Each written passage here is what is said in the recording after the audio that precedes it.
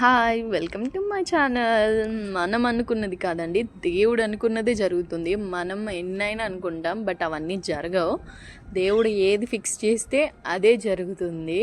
So ఎందుకు ఇలా అంటున్నాను అనుకుంటున్నారా? ఈరోజైతే ఒక స్టోరీ విన్నాను. సో దాన్ని మీతో కూడా షేర్ చేసుకోవాలనుకుంటున్నాను.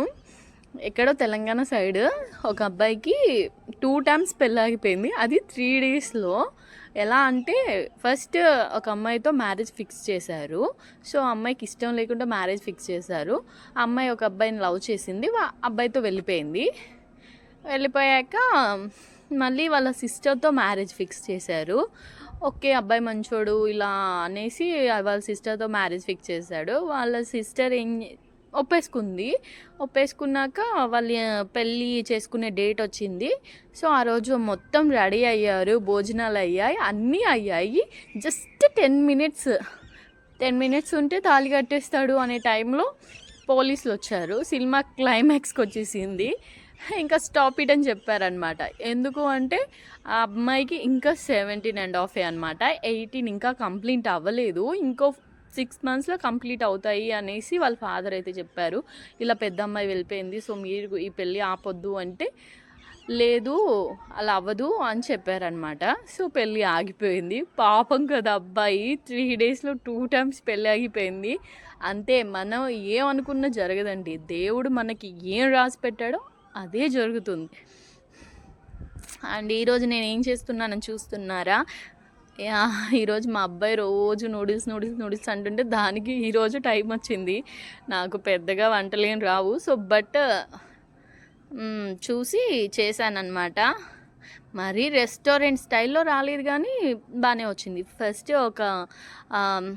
ఒక తపాలు పెట్టి దాంట్లో సాల్ట్, ఆయిల్ వేసుకొని నూడిల్స్ వేసుకోవాలి. అవి బాయిల్ అవుతాయి. అవి 80% బాయిల్ అయ్యాక తీసేసి కోల్డ్ వాటర్ వేయాలి.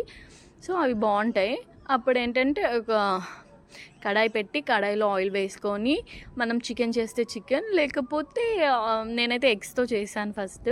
సో ఎగ్స్ వేసాను. అవి హాఫ్ బాయిల్ చేసిన అంటే కొంచెం ఇవి చేసి ఆమ్లెట్ చేసినట్టు చేసి వాటిని పీసెస్ చేశాను. సో అవి అయ్యాక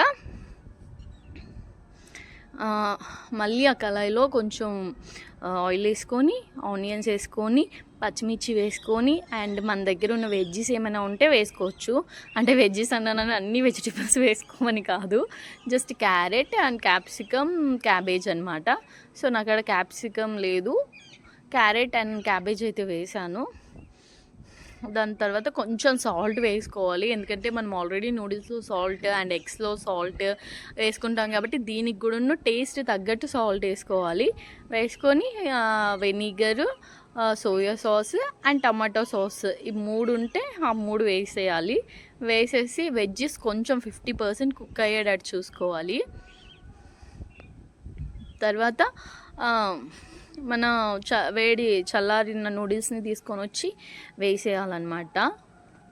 సో బాగున్నాయి, నాకైతే బాగా నచ్చింది నిజంగా.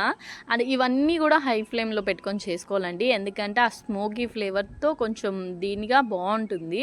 లో ఫ్లేమ్లో పెడితే సాఫ్ట్నెస్ వచ్చేస్తుంది. సో హై ఫ్లేమ్లో పెట్టి చేసుకోవాలి. మరి నేను ఎక్స్పర్ట్ని కాదు, బట్ చెప్తున్నాను అంతే.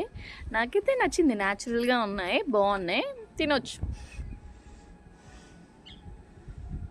ఓకే, ఉంటాను, బాయ్. నా ఎక్స్ప్రెషన్స్ చూస్తేనే తెలుస్తుంది ఎలా ఉన్నాయి అనేసి.